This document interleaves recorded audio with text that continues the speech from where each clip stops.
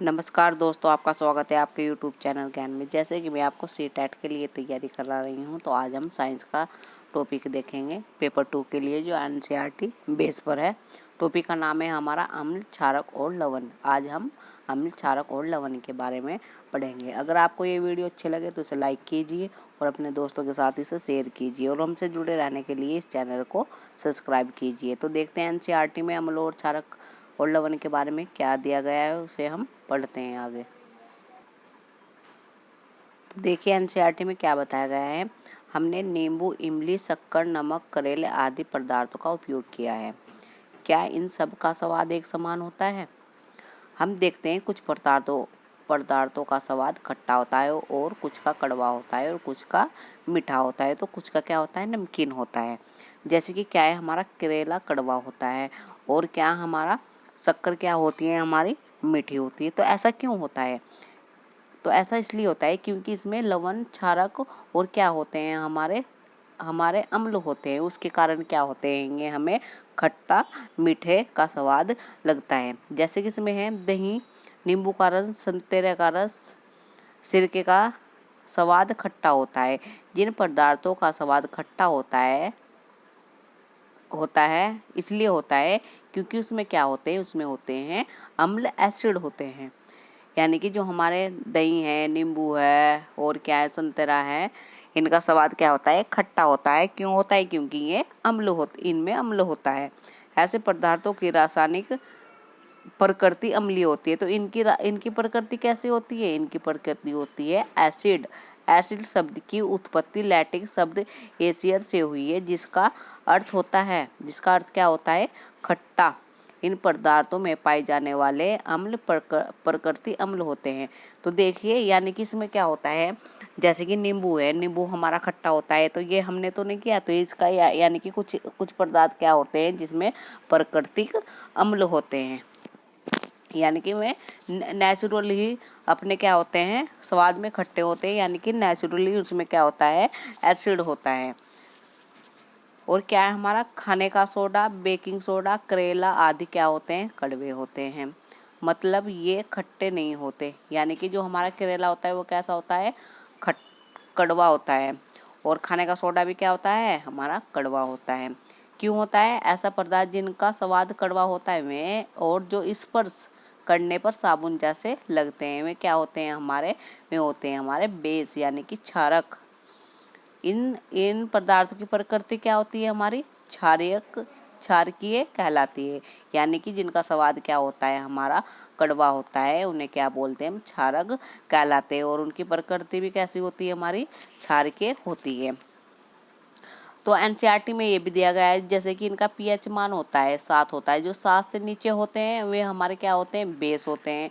और जो 7 से ऊपर होते हैं वे हमारे क्या होते हैं, नहीं सॉरी, यानी कि 7 से नीचे होते हैं वे हमारे एसिड होते हैं। और यानी कि जो इनका पीएच मान है ना, यानी कि 7 से नीचे तो हमारे एसिड होते हैं, और 7 से ऊपर हमारे क्या होते हैं, बेस होते हैं। और जो 7th होता है ना, ये क्या होता है, हमारा उदासीन होता है। आगे देखते हैं और एनसीईआरटी में क्या दिया गया है। तो अब क्या है हमारा एनसीईआरटी में अब है किसी पदार्थ को, यानी कि किसी भी पदार्थ को हम बिना चखे कैसे बता सकते हैं कि ये अम्ल है या क्षारक है। तो उसके लिए क्या होता है, विशेष पदार्थों का उपयोग किया जाता है, जिसे क्या बोलते हैं हम सूचक बोलते हैं। यानी कि किसी भी पदार्थ को हम बिना चखे कैसे बता सकते हैं कि ये एसिड है या बेस है। तो उसके लिए क्या होता है, हम विशेष पदार्थ का उपयोग करते हैं, जिसे क्या कहते हैं, हम सूचक कहते हैं। अब क्या है, सूचकों को जब हम अम्लीय अथवा क्षारीय पदार्थ युक्त विलयन में मिलाया जाता है तो उनका रंग बदल जाता है। यानी कि अगर हम किसी अम्लीय या क्षारीय पदार्थ का विलयन किसी भी क्या है सूचक में डालते हैं तो उनका रंग क्या होता है, उनका रंग चेंज हो जाता है। हल्दी, लिटमस, गुड़हल की पंखुड़ी आदि कुछ प्राकृतिक रूप से पाए जाने वाले सूचक है। यानी कि जो हमारे प्राकृतिक सूचक है ना, वे कौन कौन से हैं, हमारे हल्दी है, लिटमस है, गुड़हल की पंखुड़ी है, ये क्या है, ये नेचुरल सूचक है ये। अब देखिए और क्या बताया गया है एनसीईआरटी में। अब एनसीईआरटी में बताया गया है कि अम्ल यानी कि किस में पाए जाते हैं, ये अम्ल के नाम दिए हुए हैं, और ये किसमें जिसमें पाए जाते हैं वे दिया गया है। जैसे एसिटिक अम्ल किसका है हमारा, सिरके में। फार्मिक अम्ल चींटी के डक में। साइट्रिक अम्ल क्या है, नींबू के। और क्या है हमारा, संतेरा, जब संतेरा खट्टे होते हैं ना इसमें, आदि में। और लैक्टिक अम्ल क्या होता है हमारा, दही दही में होते हैं लैक्टिक अम्ल। और क्या है, और ऑक्सैलिक अम्ल क्या में होता है हमारा, पालक में होता है। और विटामिन सी किस में होता है हमारा,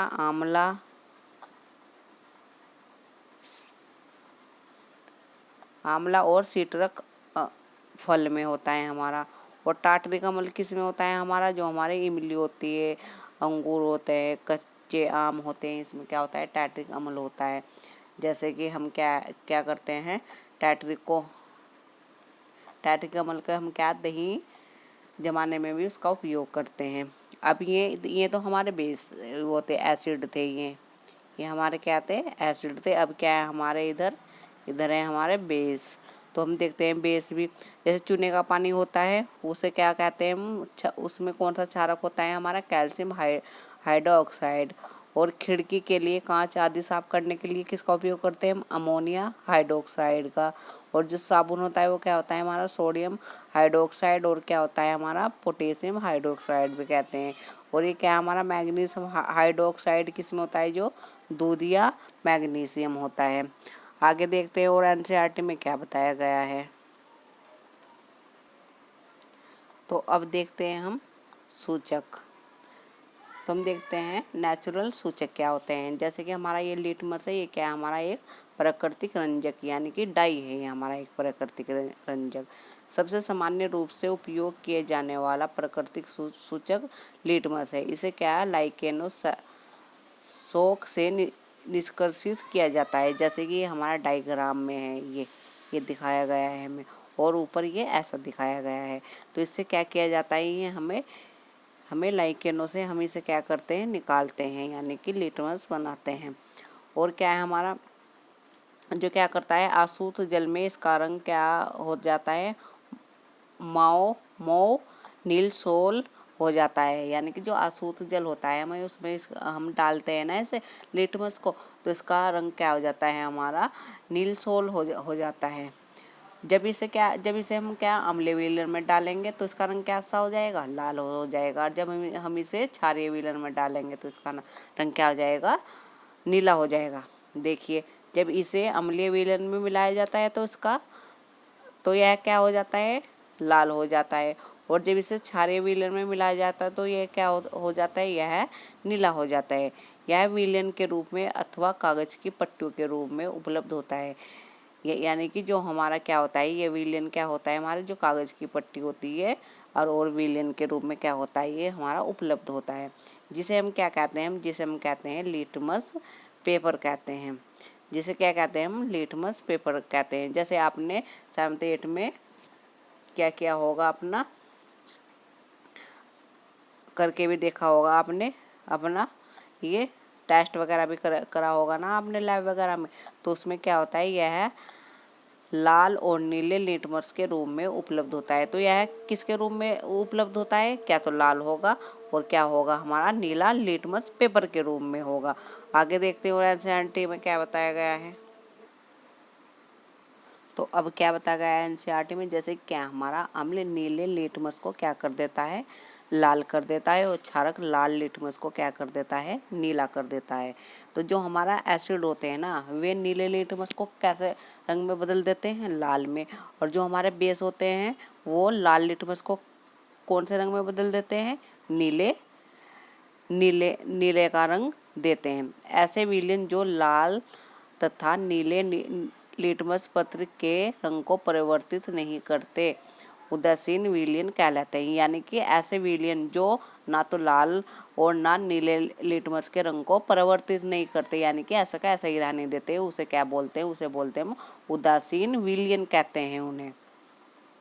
ऐसे पदार्थ ना तो अम्लीय होते हैं और ना ही क्या होते हैं, क्षारकीय होते हैं। तो ऐसे पदार्थ क्या है, ऐसे पदार्थ ना तो अम्लीय होते हैं, एसिड होते हैं, और ना ही बेस होते हैं। जैसे कि क्या हमारा, जैसे हमारा है शुगर यानी कि चीनी, ये क्या है, ये शुगर है जो हमारे, ना तो वो अम्लीय है और ना ही वो क्षारक है हमारी। और क्या है, ये हल्दी भी एक सूचक की तरह कार्य करता है, यानी कि जो हमारी हल्दी होती है वो भी एक सूचक की तरह कार्य करती है। जैसे कि हम हल्दी किसी पेपर पर लगा देते हैं और उसे सुखा देते हैं और फिर उसका क्या करते हैं, परीक्षण कर सकते हैं।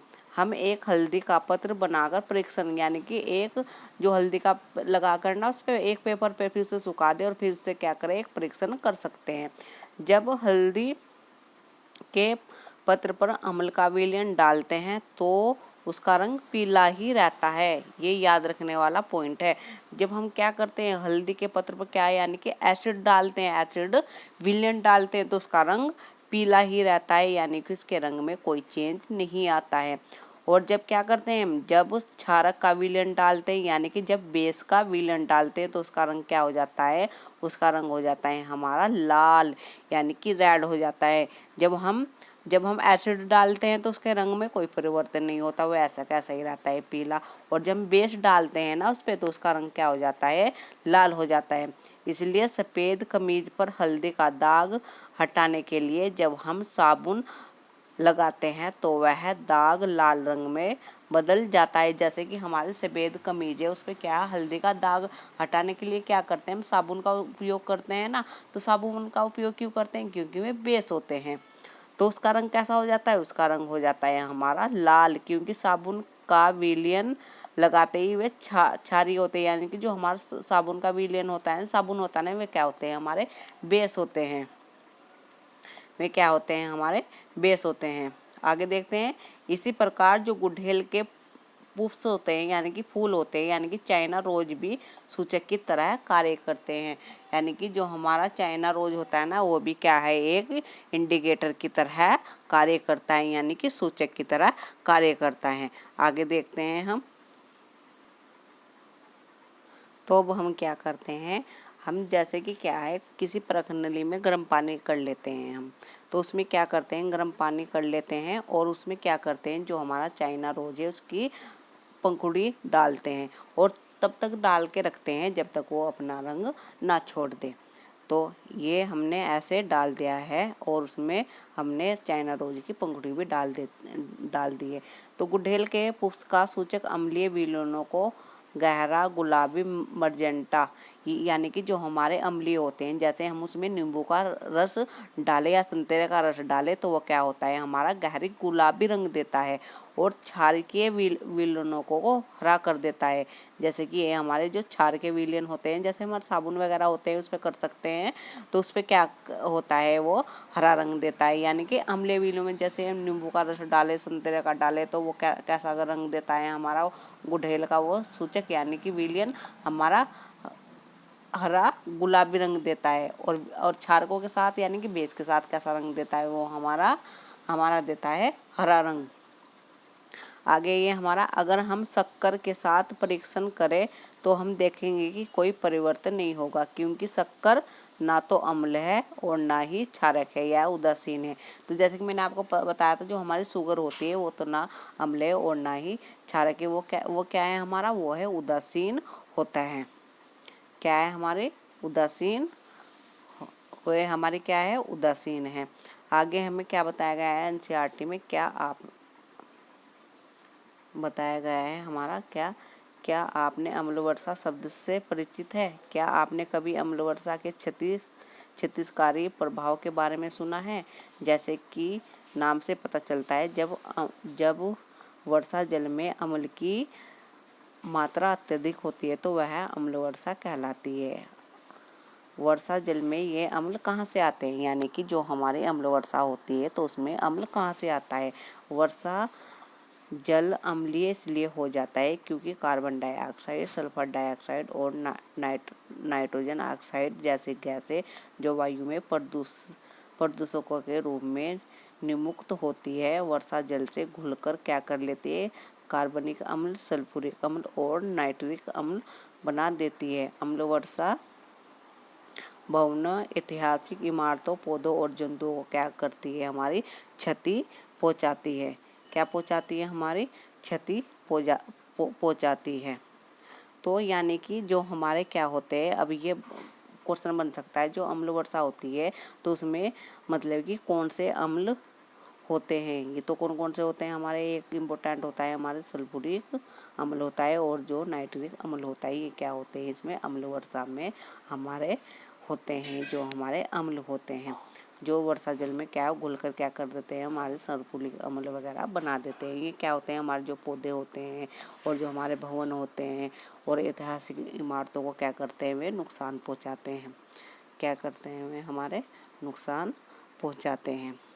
तो ये मैंने आपको आज पहला इसका अम्ल बेस यानी कि मैंने आपको आज एसिड बेस और साल्ट का यानी कि लवण का आज मैंने आपको पहला पार्ट कराया है। दूसरा पार्ट मैं आपको इससे अगली वीडियो में कराऊंगी, अगली क्लास में मैं आपको कराऊंगी। अगर ये वीडियो आपको अच्छी लगी हो तो इसे लाइक कीजिए और अपने दोस्तों के साथ इसे शेयर कीजिए और हमसे जुड़े रहने के लिए इस चैनल को सब्सक्राइब कीजिए। तो धन्यवाद इस वीडियो को देखने के लिए।